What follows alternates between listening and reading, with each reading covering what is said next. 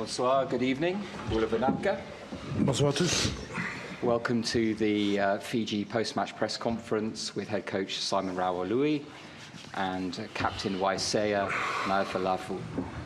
We'll start straight away from questions from the floor. Please do raise your hand and wait for the microphone. Thank you. Who's going to kick us off? Yeah, at the front here. Bula, Simon, Waisea, commiserations, tough loss. Simon, I'll start with you. What's your message to the Fijians who are up early this morning, watching from around the world? Yeah, obviously, firstly, congratulations to England for winning the match. Just thank you to every supporter that we have here in France, worldwide, the 900,000 in Fiji that travel distances to find Wi-Fi, to find a connection to watch us, because we really feel that support since we came in together 15 weeks ago. We wanted to create something different, a connection back to our people, our supporters, and I hope we did them proud. And apologise we couldn't get it over the line, but yeah, super proud to be in Fiji tonight. Super proud of the team, Weiss, the whole group. So yeah, obviously a bit emotional, but yeah. I wonder if you could also say something about Waisea's captaincy during this tournament. Mate, he's a good man. I think that's the most asked question about Weiss. He's led from right from the start of when we had the campaign. He was a natural selection as captain. Both on and off the field, he set the standards. I can't say enough of him as a player, as a man, and he's not only that, he's a good friend, and super proud of him. Bula, is it the worst way here? Is it the worst way to lose this game? Because it seems like you did your best, but in the first half you didn't do the things you want to do. Yeah, well, any loss is a loss is a loss. So it's disappointing. So we didn't help ourselves in the first half. We things where we worked hard in terms of penalties, defensive, side entries in the rucks. We hurt ourselves. Free kick at the scrum, penalty scrum. We just piggybacked and put all the pressure back on ourselves. We played much better in the second half. But it's any loss is a difficult loss. It's not the context of it is the same. Simon, after every World Cup, we always hear promises that Fiji is going to get more regular games against the major playing countries, but it never sort of bears fruit. Do you think it'll be any different this time? I mean, there's talk about joining, you've already got a team in Super Rugby joining an expanded Southern Hemisphere Six Nations. Do you think anything will change, and what would be your argument that you should be given a seat at the top table? So when I was in the general manager role with High Performance, the whole idea was to make sure that our pathways were geared towards long-term success and through World Rugby support, DFAT, in terms of getting the draw into the competition, into the Super Rugby competition. Our pathways are in a good place. Second thing towards that was we had to be more consistent with the way we played, more consistent in preparation, and I think what we've shown this year is that we've grown in that area, and I think that's only going to grow as we go forward, 2027, 31.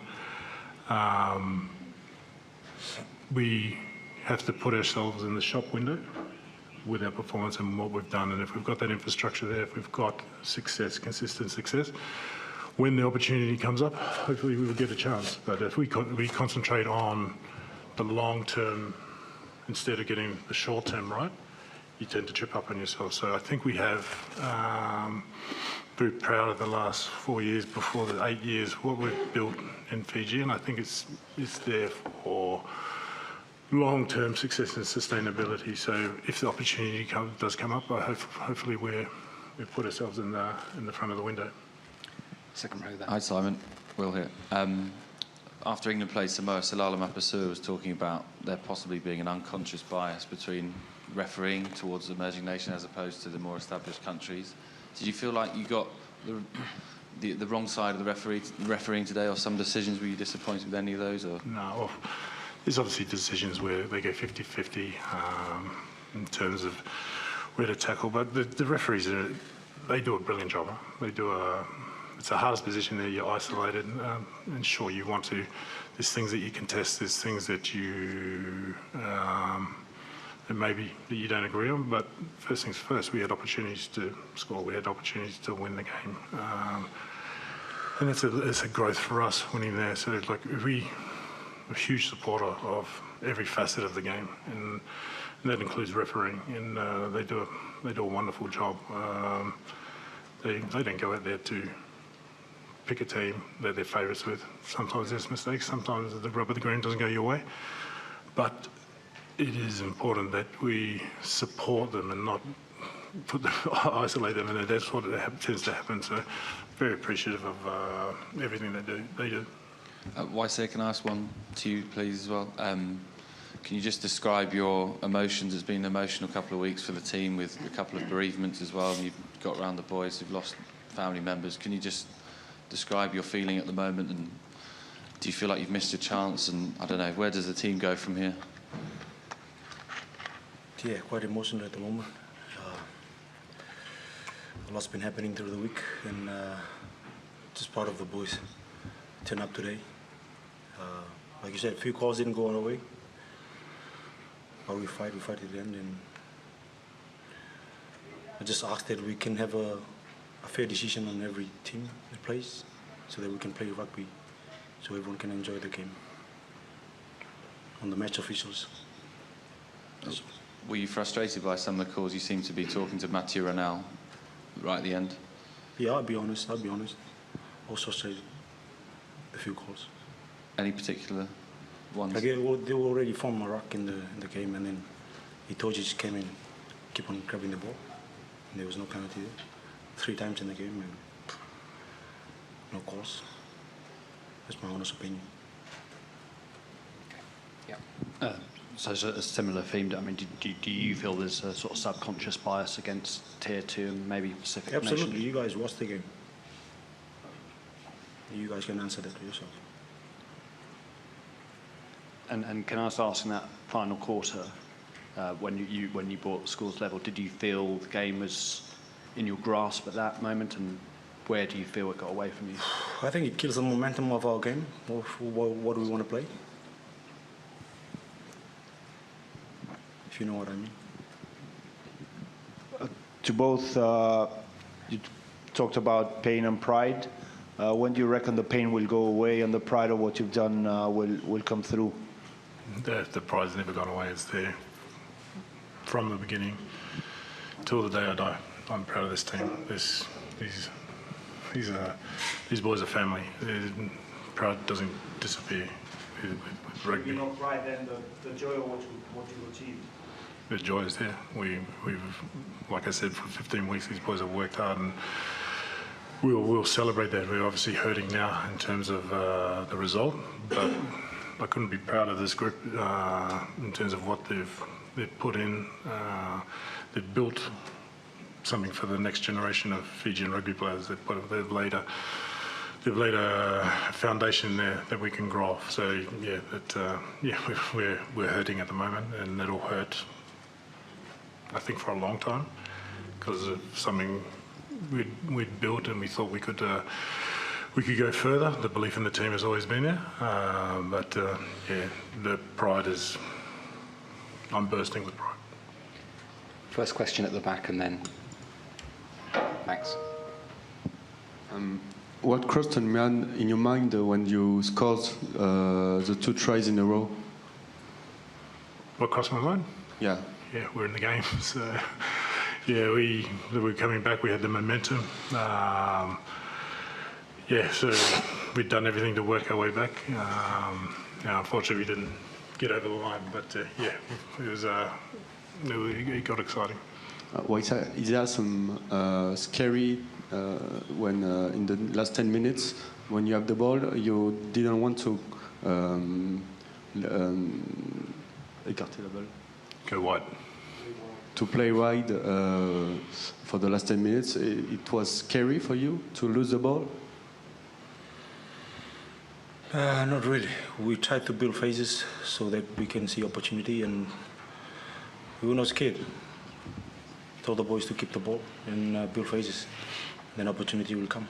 But unfortunately, the call didn't get our way, and it was the end of the game. Simon, when you talk about that pride in the family element you've built, does the fact that the guys who obviously had suffered those bereavements wanted to come back and felt like they could obviously have the pastoral support they would need to be able to come back and perform within the setup, despite obviously having serious family tragedies? That kind of speaks volumes for what you've built, doesn't it? Yeah, not what I've built. It's you as everybody, team, collective. So